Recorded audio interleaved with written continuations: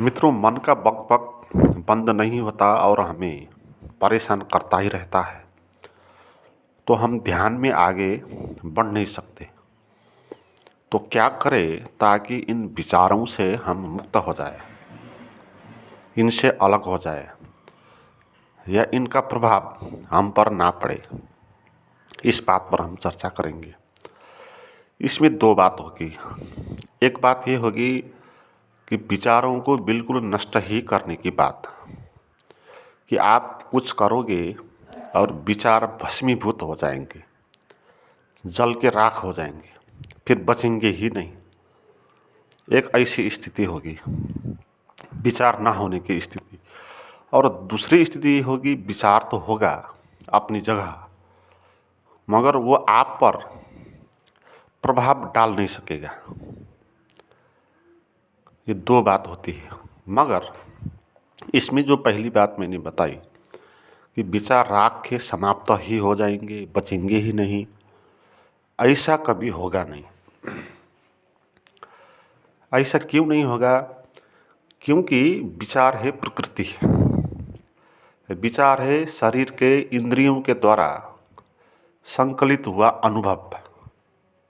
तो अनुभव वो विचार के रूप में है, तो उसका होना ये प्राकृतिक होता है। जब तक आपके भीतर इंद्रियां होंगी तब तक आपको उसका विचार भी होगा। विचार करने वाला मन आपके भीतर है, तो यंत्र है।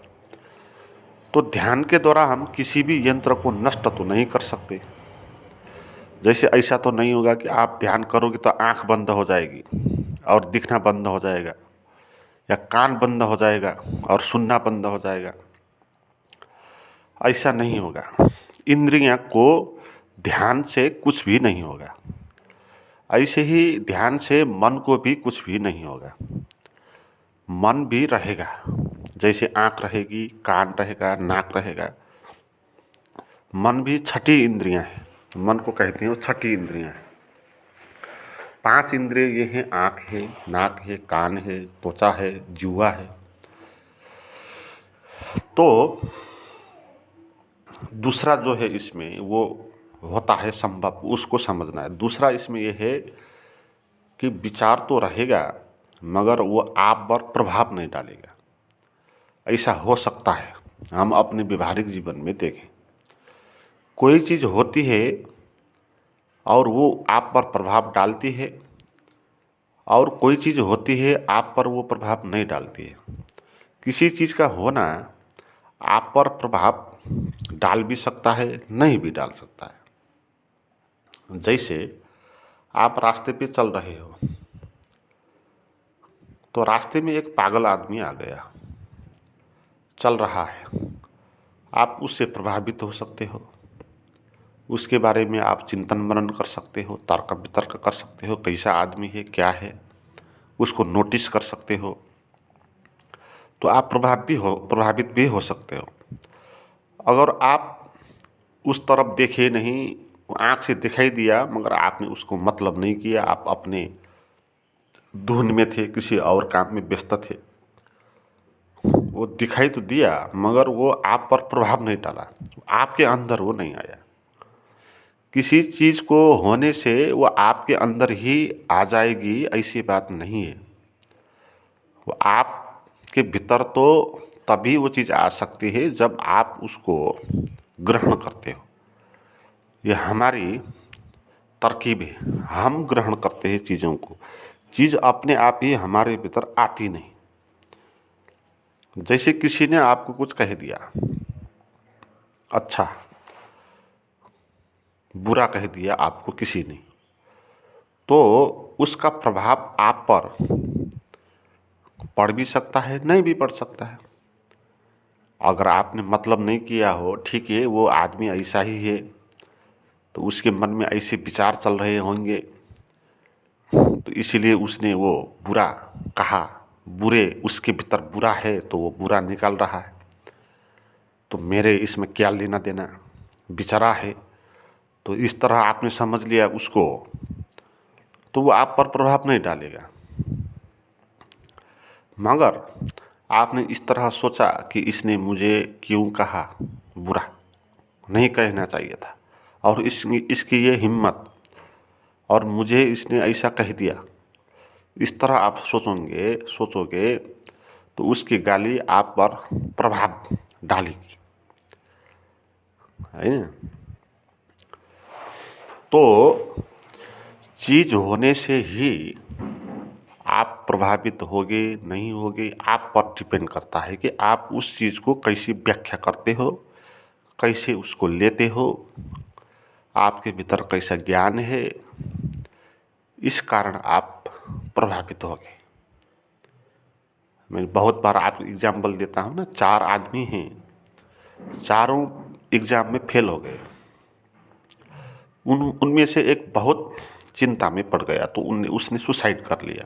दूसरा भी बहुत चिंतित हो गया मगर उतना परेशान नहीं हुआ कि सुसाइड ही करना पड़े, तो दूसरे नंबर का वो पागल हो गया। तीसरे नंबर का फ्रस्ट्रेशन में चले गया, डिप्रेशन में चला गया। वो ज़िंदगी भर इसी पीड़ा में जीने लगा कि वो असफल आदमी है, वो पास हो नहीं सका। और इसमें एक चौथा आदमी ऐसा भी हो सकता है जिसको कोई मतलब नहीं, वो परीक्षा में फेल हो गया तो हंस लिया, उसने कहा ठीक है, पास होकर भी हम क्या करते, और फेल होकर भी हमने कुछ गमाया नहीं, बहुत सारे जीवन के और रास्ते भी हैं, उन रास्ते में चलेंगे, कुछ और करेंगे। इस तरह उसने लिया तो वो आपको वो फेल की घटना प्रभाव डालेगी नहीं, मगर बाहर की जो घटना होगी वो तो जाएगी नहीं, वो तो होगी ही। फेल अगर आपको होना हो तो फेल होना होगा ही, पास होना होगा ही। आदमी आपको बुरे कहने होंगे ही, अच्छे कहने भी होंगे ही, वो कहीं नहीं जाएंगे। आपको ध्यान करने से लोग आपको अच्छा कहना शुरू नहीं कर देंगे, है ना। ऐसे ही आपको ध्यान करने से आपके मन में अच्छा अच्छा विचार चलना शुरू नहीं हो जाएंगे। विचार तो जैसे भरे पड़े हैं वही विचार चलेंगे ना, नए विचार वहाँ कहाँ से आएंगे।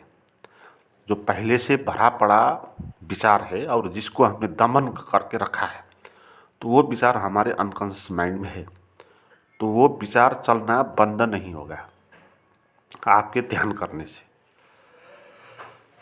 तो ध्यान करने से होगा क्या? ध्यान करने से ये होगा कि आपके भीतर वो क्षमता पैदा हो जाएगी उससे असंबंधित होने की, उससे अप्रभावित होने की। ये समझ है, ध्यान एक अंडरस्टैंडिंग है। आप अपने भीतर प्रवेश करते हो जहाँ आपका विचार नहीं होता, निर्विचार होता है, और आप मस्त और आनंदित हो जाते हो। उस जगह पर आप पहुँचते हो, और उस जगह में पहुँचने के कारण आपके मन में जो विचार चल रहे हैं वो आप पर प्रभाव डालेंगे नहीं, विचार तो चलेंगे। इसलिए इस तरह कभी मत सोचना कि ध्यान में विचार विनष्ट ही हो जाएगा, जल के राख ही हो जाएगा, ऐसा नहीं होगा। विचार ध्यान करने के बाद भी चलेंगे, बुद्ध होने के बाद भी विचार तो चलेंगे, क्योंकि विचार तो पहले की बातें है ना, पहले जो आपने देखा, सुना, जाना, अनुभव किया, उसका अनुभूतियों का, स्मृतियों का संकलन है विचार। तो इसलिए वो चलेगा, मगर वो चलने से आपको दुखी होना नहीं पड़ेगा, है ना। विचार चलने से आपको दुखी होना नहीं पड़ेगा अगर आप उसको ठीक व्याख्या कर दो तो।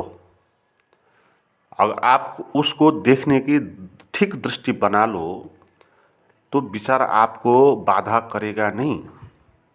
जैसे हमने कहा ना, किसी ने आपको बुरा कह दिया तो अब उसको देखने की ठीक दृष्टि आप बना दो तो वो आप पर प्रभाव डाल नहीं सकेगा। गलत दृष्टि बनाओ उसको देखने की तो आप पर प्रभाव डालेगा। अगर आप कह दो कि ये आदमी की इतनी हिम्मत, मुझ जैसा आदमी, और मुझे इसने ये कह दिया, इस तरह आप व्याख्या करोगे तो वो आपको बहुत परेशान कर देगा, पीड़ित कर देगा। इस तरह आप उसको देखोगे कि ठीक है, बेचारा है, उसके भीतर बुरे विचार थे तो वो निकल के बाहर आ गए, तो वो खुद की खबर दे रहा है। आपको बुरा कह के वो आपको बुरा नहीं कह रहा है, वो अपनी खबर दे रहा है। वो ये खबर दे रहा है कि भाई मेरे पास बुरा है, बुरेपन है, क्षुद्र विचार है, पतित दृष्टि है, इसका वो खबर दे रहा है। तो कोई आदमी इस तरह खबर दे रहा है अपना कि वो पतित है, तो उससे आप प्रभावित कैसे होंगे? नहीं होंगे ना। जैसे कोई कुत्ता आपको देख के भौंकने लगे तो आप परेशान, पीड़ित नहीं हो जाओगे, है ना। आप ये नहीं कहोगे वो कुत्ते, उसकी इतनी हिम्मत, मुझे उसने भौंक दिया, मुझ जैसे आदमी को। तो इस तरह आप उसकी व्याख्या नहीं करोगे, क्योंकि आपको पता है कि वो कुत्ता है, भौंकेगा ही, उसके भीतर वो भौंकना है। तो ऐसे ही आदमी भी ऐसे ही होंगे, वो भी ऐसे ही जानवर है, उनने भी भीतर अपने को जाना तो नहीं। जिस आदमी ने भीतर से अपने को जाना नहीं, विचारों से भिन्न, शरीर से भिन्न, अपने होने का एहसास जिसने किया नहीं, वह आदमी जानवर के ही जीवन बाँच रहा होता है, क्योंकि भीतर उसकी होश जैसा तो होता नहीं। तो जो शरीर और मन में भाव आएंगे, वृत्तियाँ आएंगी, उसी तरह वो जिएंगे जैसे पशु जीते हैं। पशु का क्या अर्थ है? पशु का अर्थ है जो वृत्तियों के पास बंधा है, उसको कहते हैं पशु, है ना। पशु का अर्थ जो वृत्तियों से प्रभावित होता है। खाने को दिखाई दिया कहीं पर हरिया घास, तो एकदम से दौड़ के वहाँ चलेगा। तो कुत्ते को हड्डी मिल गई कहीं, एकदम वो आक्रमण कर लेगा उस पर। तो वृत्तियों के साथ एक ही हो गया, बध ही गया, और थोड़ी सी भिन्नता नहीं है हड्डी और अपने बीच में। हड्डी देखा तो हड्डी ही बन गया, कुछ क्षण धैर्य रखने की भी क्षमता नहीं है। इसको कहते हैं पशु। और परमात्मा को पशुपति कहते हैं, भगवान को पशुपति कहते हैं। पशुपति का क्या अर्थ है? वो पशु तो था, मगर अब उस पशु का वो पति हो गया, उसका वो मालिक हो गया। तो मालिक होने का क्या अर्थ है? कि आपकी वृत्तियाँ, आपके विचार, आपके भाव अब आपको बांध नहीं सकते, क्योंकि आप अपना मालिक बन गए। पशु जैसे आप रहे नहीं। आपको भूख लगी है तो मांस दिखाई दे दिया तो आप झपटने नहीं जाओगे उसको। आपके भीतर जो प्यास है, भूख है, उसको आप रोक सकते हो। एक आदमी रोकता है ना, बाहर झपट के वो खाता नहीं, खाने की भी उसकी कला होती है। वो अच्छे से उसको पकाएगा, अच्छे से उसको ठंडा होना देगा, अच्छे से उसको कलात्मक तरीके से खाएगा। तो वृत्तियों से थोड़ी उसकी दूरी है जानवर से ज़्यादा। मगर इसमें जो ध्यानी होते हैं वो स्वयं का मालिक हो जाते हैं, वो पति हो जाते हैं, वृत्तियों के मालिक हो जाते हैं। तो वृत्तियाँ इस पर असर डाल नहीं सकती, है ना। जैसे मैंने कहा कि ठीक दृष्टि करना वो अपना मालिक बनना है। ठीक व्याख्या कर दो तो आप अपने मालिक हो जाओगे। और जो डिस्टर्बेंस हमको होता है मन के बकबक के द्वारा, वो असल में मन के बकबक के द्वारा नहीं है, वो संसार के बकबक के द्वारा है। संसार भी प्रतिपल बकबक ही कर रहा है ना। आप देखें, कहीं पर भी लोग चल रहे हैं, चिल्ला रहे हैं, कहीं कुछ हो रहा है, कहीं कुछ हो रहा है, नॉनसेंस चीज़ें, बकबक हो रहा है। जहाँ पर भी कुछ घटना घट रहा है, तो ऐसे हमारे मन में विचारे चल रहे हैं, नाना तरह के भविष्य के विचार, भूत के विचार, दुश्मन के विचार, मित्र के विचार, भय के विचार, पीड़ा के विचार, अनिश्चितता के विचार। जैसे बाहर चल रहे हैं ऐसे हमारे मन में भी चीज़ें चल रहा है। तो चीज़ चलने से ही आप पर उसका प्रभाव नहीं पड़ेगा, अगर आप उसकी ठीक व्याख्या कर दो तो आप विचारों को ठीक व्याख्या कर दो। आप ये कहो जो ये विचार चल रहे हैं, ये विचार इसलिए चल रहे हैं कि मेरे अचेतन मन में इसका दमन हुआ था पहले, इस विचार को मैंने दबाया था, इस विचार से मैं पीड़ित हुआ था, इस विचार से मैं प्रभावित हो गया था, इसलिए ये विचारें मेरे अनकॉन्शियस माइंड में जमा हुई है। तो अब जो लगातार ये चलेगी, ये वहीं से चलेगी। तो इसलिए क्यों चला, नहीं चलना था, चाहिए था, इस तरह इसको सोचना नहीं। इस तरह सोचोगे तो और विचार आएंगे और आपको परेशानी होना होगा। ज़्यादातर लोग इसी तरह सोचते हैं। जैसे वो ध्यान में बैठेंगे या नहीं बैठेंगे तो भी वो इस तरह बात करेंगे कि मेरे मन में विचार क्यों चलते हैं, मेरे मन में विचार नहीं चलना चाहिए था। और मुझ जैसे व्यक्ति को तो विचार चलना ही नहीं चाहिए था, और विचार चल रहा है, क्यों चल रहा है, इस तरह इसको लेते हैं। ये बात भी ऐसी है जैसे कोई बाहर कुत्ते भौंक रहा है तो कह रहा है कि कुत्ते क्यों भौंक रहा है, मुझे देख के तो कुत्ते को एकदम से चुप लगना चाहिए। मुझ जैसा व्यक्ति, महान व्यक्ति, तो कुत्ते को चुप होना चाहिए, मेरे सामने मुझे सम्मान करना चाहिए। और लोग मुझे बुरा क्यों कहते हैं, मुझे जैसे व्यक्ति को, लोगों को तो प्रसन्ना करना चाहिए, मेरे बारे में प्रशंसा करनी चाहिए। तो हम इस तरह जो सोचते हैं ना, ये सोचना और मन में विचार क्यों चल रहे हैं, नहीं चलना चाहिए था, ये कहना एक ही बात है। कुत्ते क्यों भौंक रहे हैं कहना और विचार क्यों चल रहा है कहना एक ही बात है। और इस बात से, इस व्याख्या से विचार और भी चलेंगे और बकबक करेंगे, आपको परेशानी में डालेंगे, क्योंकि आपने विचार के प्रति गलत दृष्टि अपनाई, विचार को आपने गलत व्याख्या किया। जब आप कहोगे कुत्ते भौंका क्यों, नहीं भौंकना चाहिए था, तब कुत्ते भौंकने लगेगा तो आपको और परेशानी बढ़ती जाएगी। आप कहोगे किसी आदमी ने आपको बुरा क्यों कहा, तो जितना आप कहोगे क्यों कहा, नहीं कहना चाहिए था, उतना वो आपको पीड़ा देता जाएगा। ऐसे ही मन में भी आप कहोगे कि क्यों विचार चला, नहीं चलना चाहिए था, इस तरह तो आप विचार और चलेंगे और आपको और भयभीत पैदा कर देंगे। तो ध्यान में आपको ये कला सिखाते हैं, विचार अपनी जगह रहें, ठीक है, वो प्रकृति की व्यवस्था है, जीवन चलाने की व्यवस्था है, वो मन का स्वभाव है।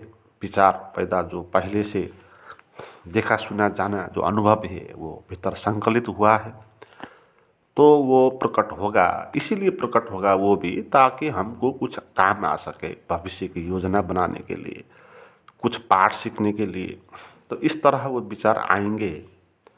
मगर मैं इसको अब ये नहीं कहूँगा कि मुझे विचार क्यों चला, मैं इसको ठीक तरह व्याख्या कर दूंगा। जैसे किसी आदमी ने बुरा कहा था और हमने ये व्याख्या कर दिया था, ठीक है, उसके मन में बुरा विचार चल रहा है, इसीलिए वो मुझे बुरा कह रहा है, और वो अपनी खबर दे रहा है कि वो क्या है। ऐसे विचार बक कर रहे हैं तो विचार अपनी खबर दे रहे हैं। विचार ये आपको कह रहे हैं कि हाँ, हम बक करते हैं, मगर उसकी बक आपकी बक नहीं है, उसकी प्रॉब्लम आपकी प्रॉब्लम नहीं है, मन की समस्या आपकी समस्या नहीं है, क्योंकि आप तो निर्विचार हो, आप तो आत्मा हो, आप तो साची हो। और विचार तो पदार्थ की बात है, शरीर से संबंधित, मन से संबंधित बात है। जैसे कुत्ते दूसरा आदमी है, दूसरा है, आप दूसरे आदमी हो, तो भिन्नता है ना। ऐसे ही आपके मन और आपके बीच भी भिन्नता है। तो ये बात समझ के जो मन में विचार बक करते हैं, उन विचारों को ध्यान में उपयोग करना सीखना चाहिए, तो ही आप मन के जंजाल से बाहर आ पाओगे। इस तरह आप कभी भी नहीं आ पाओगे। इसका विरोध करके, इसके प्रति वितृष्णा करके आप इसके बाहर आ नहीं पाओगे। आपके देखने की दृष्टि बदलनी होगी, आपको थोड़ी दूरी बनानी होगी। जैसे कोई बुरा कहता है आपको, तो उससे अप्रभावित होने के लिए आपको कुछ गहरी समझ होनी होगी ना। नहीं तो आप, कोई बुरा कहेगा तो आप पीड़ित हो ही जाओगे। कोई आपको बुरा कहे तो भी आपको कुछ प्रभाव ना पड़े। ऐसा बनने के लिए आपको भीतर से ठीक व्याख्या सीखनी होगी, देखना होगा भीतर से चीज़ क्या है। पूरे चीज़ को देखना होगा ना, वो कौन है, आप कौन है, और उसने वो क्यों कहा, और उसने वो कहे के आपको पीड़ा क्यों हुआ। ये सारी की सारी चीज़ों को गहन देखना होगा ना वैज्ञानिक तरीके से। तो देखोगे तो पाओगे इसमें आपकी कोई गलती नहीं है, तो आपको परेशानी होने की आवश्यकता नहीं। तो ये दृष्टि आपके पास आएगी, तो फिर वो कुछ गाली करे तो भी आपको उसका प्रभाव नहीं पड़ेगा, आप भीतर शांत हो पाओगे। ऐसे ही मन में भी गालियाँ चलेंगे, मन में भी जो विचार चलेंगे ना, ये भी किसी ने हमको कहा गया बुरा विचार जैसा ही है। तो क्योंकि मन में वो है ना, है तो निकलेंगे। तो मन की भी कोई दोष नहीं है, मन का भी कोई दोष नहीं है।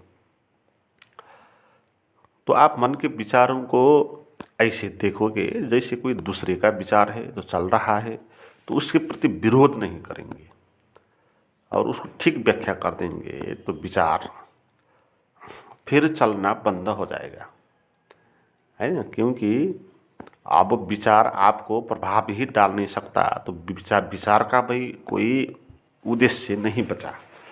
विचार होने से आप प्रभावित नहीं हो रहे हो, तो विचार भी फिर मौन हो जाएगा। जैसे कोई आपको बुरा कह रहा है और आप हंस रहे हो,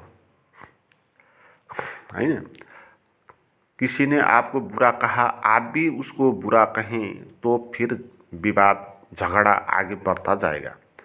मगर किसी ने आपको बुरा कहा और आप हंस रहे हो, तो बुरा कहने वाला कितनी देर आपको बुरा कह सकता है, और बाद में खुद के नज़र में ही मूर्ख साबित हो जाएगा।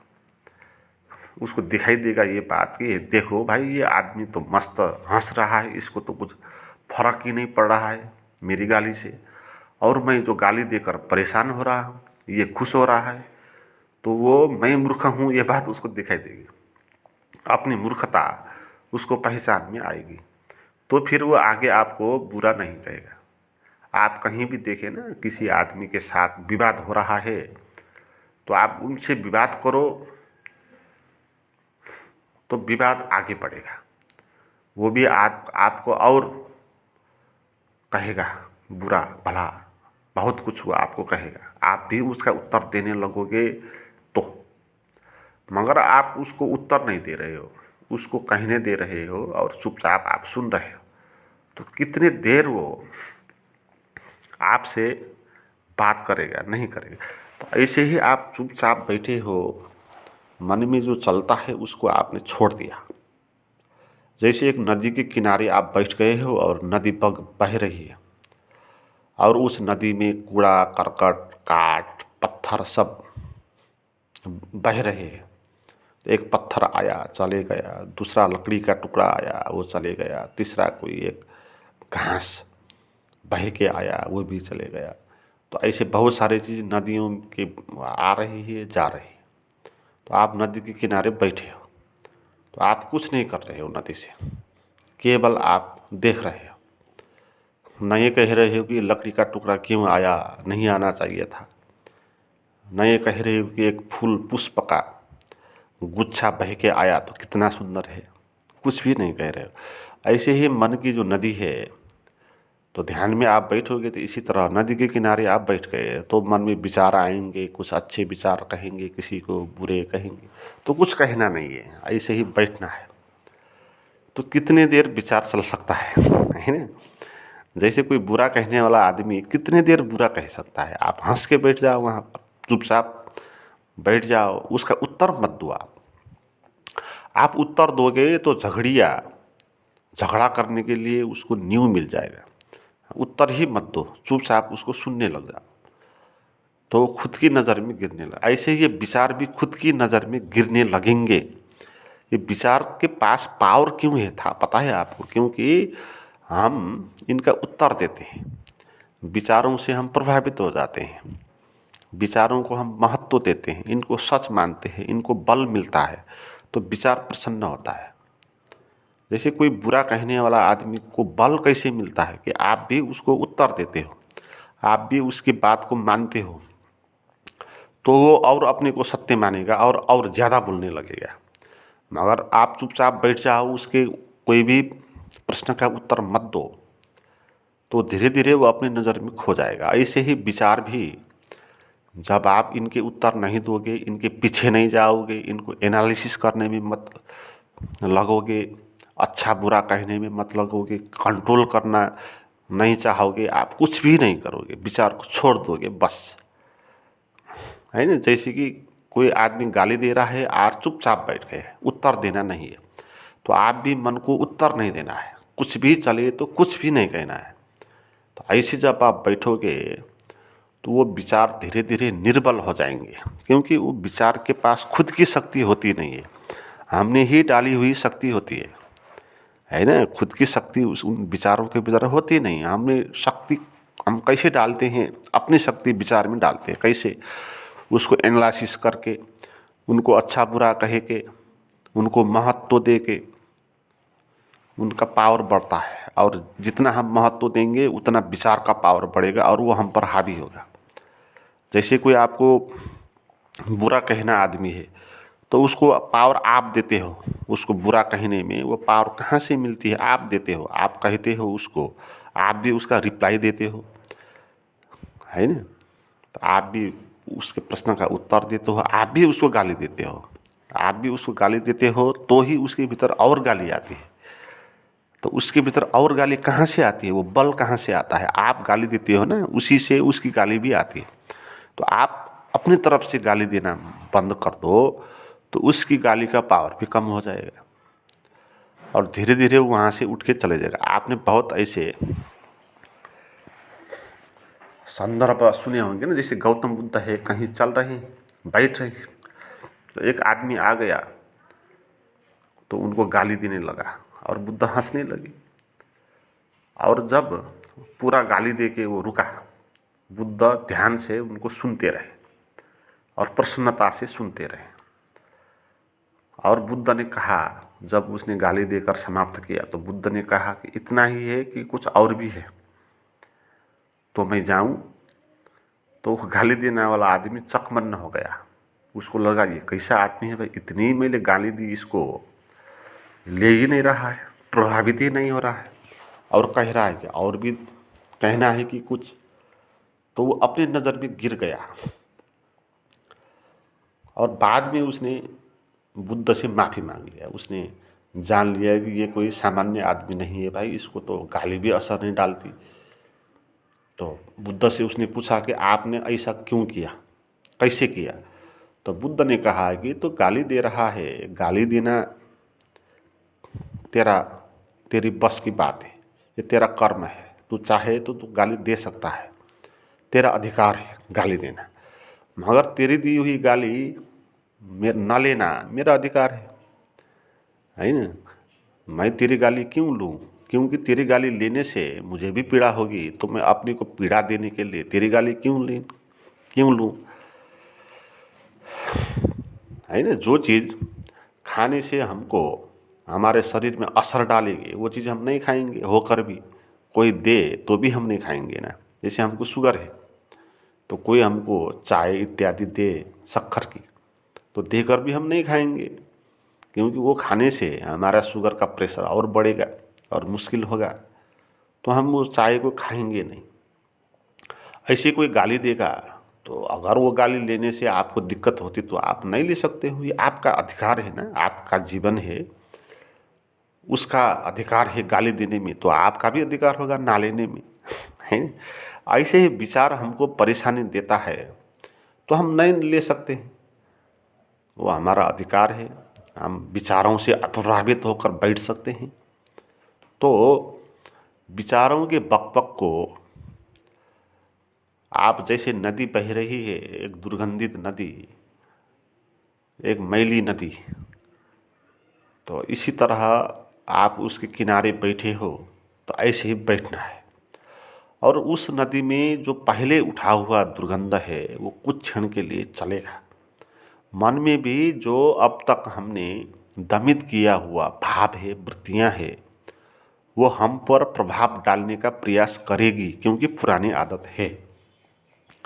तो इसलिए ध्यान में आपको धीरे धीरे ये कला सीखनी होगी, मन को बहने देना होगा, है ना। मन बह के ही खत्म होगा, उसको नदी जैसे बहेगी इसी तरह बहने देना होगा उसको। कुछ उसके अंदर जाकर उसको ठीक करना नहीं होगा, क्योंकि नदी के अंदर जाकर उसका मैल ठीक करने लग जाओगे तो और मैल आ जाएगा, आप और मिट्टी को वहाँ से फैला देंगे तो और गंदी हो जाएगी। तो मन में भी आप कंट्रोल करने में लग जाओगे व कुछ प्रयास करने में लग जाओगे तो आप मन को और विद्रूप कर दोगे। तो शुरुआत में आपको मन को छोड़ने की कला सीखनी है। तटस्थ बैठ के, जैसे नदी के किनारे कोई बैठते, इसीलिए इसी तरह मन के किनारे बैठना सीखना है। और विचारें आएंगी जाएंगी, आप उससे प्रभावित होने की कला सीखनी है। तो धीरे धीरे आपको ये बात पता चलेगी, मन में जो विचार चलते हैं उनके कारण मैं परेशान होता नहीं हूँ। मैं उस मन को व्याख्या, उस मन को देखने की जो मेरी दृष्टि है उससे मैं परेशान होता हूँ। ये कुंजी आपको मिल जाएगी। तो विचार के द्वारा आपको परेशान होना कभी भी नहीं पड़ेगा। आप विचार से ऊपर होकर, निर्विचार होकर, आत्मा में स्थित होकर, स्वयं में स्थित होकर जीवन को जी पाओगे। मित्रों, इस तरह अपने मन के विचारों को बहने देने के लिए कुछ कला सीखनी होगी। तो इसके लिए कुछ प्राइवेट गाइडेड मेडिटेशन आपको बहुत लाभदायक हो सकते हैं। उसको प्राप्त करना चाहते हैं तो मुझे चैट करें, उसका नंबर और लिंक डिस्क्रिप्शन में दिया हुआ है।